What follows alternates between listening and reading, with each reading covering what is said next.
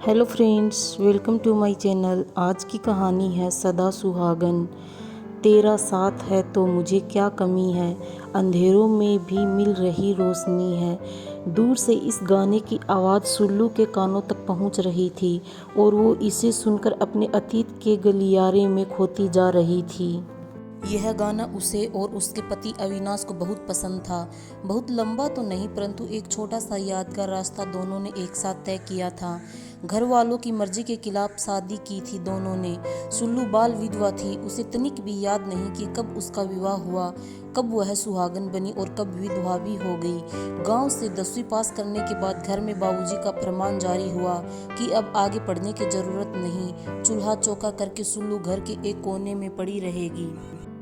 एक विधवा स्त्री की यही तो विडंबना है। लेकिन बड़े भैया जो कि फौज में थे, उन्होंने सुल्लू को पढ़ाने का बीड़ा उठाया। उनकी बात काटने की हिम्मत बाबूजी में भी नहीं थी। मन मारकर उन्होंने आगे की पढ़ाई पूरी करने की इजाज़त दे दी। सुल्लू ने मन ही मन भैया को धन्यवाद दिया और मन लगाकर पढ़ाई पूरी करने लगी। भैया छुट्टियों में जब घर आते तो सुल्लू की पढ़ाई का पूरा खर्चा बाबूजी के हाथ पर रख देते।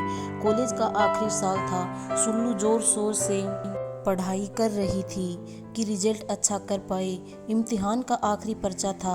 रात में जग कर सुल्लू पढ़ रही थी कि अचानक जोर से बाहर की कुंडी खड़की और फिर भैया की आवाज़ आई, अरे कोई है, दरवाज़ा खोलो। सुल्लू भागती हुई जाकर दरवाज़ा खोलती है और भैया से लिपट जाती है कि अचानक उसकी नज़र भैया के साथ खड़े फौजी पर पड़ी। वह छिटक कर अलग खड़ी हो गई। भैया ने परिचय करवाया, ये अविनाश है।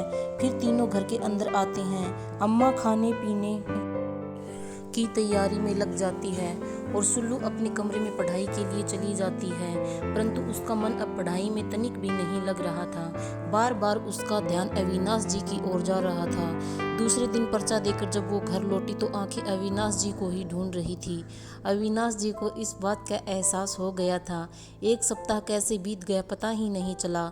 भैया से भी यह बात छिपी नहीं रही कि दोनों एक दूसरे के प्रति आकर्षित हैं। जब भैया ने अविनाश जी से इस बारे में बात की तो वे झट से मान गए, क्योंकि उनके घर में सिर्फ एक बूढ़ी माँ थी। बाबूजी कई साल पहले गुजर गए थे।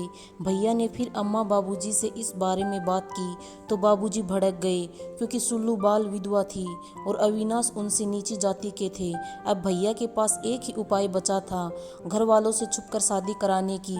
वह चुपचाप पास वाले गाँव के मंदिर में दोनों को लेकर गए और शादी करवा दी। विदाई के वक्त भैया से लिपटकर सुल्लू खूब रोई। बड़े बेटे के जन्म के बाद सुल्लू अपने पति के साथ मायके आई तो अम्मा और बाबूजी सब भूलकर दोनों को गले लगा लेते हैं। इसके बाद सुल्लू के एक बिटिया भी हुई। बिटिया जब 2 साल की थी, हमेशा की तरह इस साल भी अविनाश जी छुट्टियों में घर आए हुए थे। अभी 2 ही दिन बीते थे कि तार आ गया, सीमा पर जंग छिड़ गई है। सभी फौजी तत्काल ड्यूटी पर लौटे। न जाने सुल्लू को इस बार ऐसा क्यों लग रहा था कि वो अविनाश जी को अंतिम विदाई दे रही है। अविनाश जी चले गए मातृभूमि की रक्षा करने के लिए। 1 हफ्ते के बाद भैया आते हैं। सुल्लू पूछती है, अविनाश जी को कहाँ छोड़ आए? भैया कुछ नहीं बोल पाए, सिर्फ आंखें डबडबा गई। सुल्लू सब समझ गई, परंतु वह तनिक न रोई, क्योंकि देश पर मर मिटने वालों की पत्नियां कभी विधवा नहीं होती, वह तो सदा सुहागन होती है। दोस्तों, आपको कहानी कैसी लगी हमें कमेंट करके ज़रूर बताना।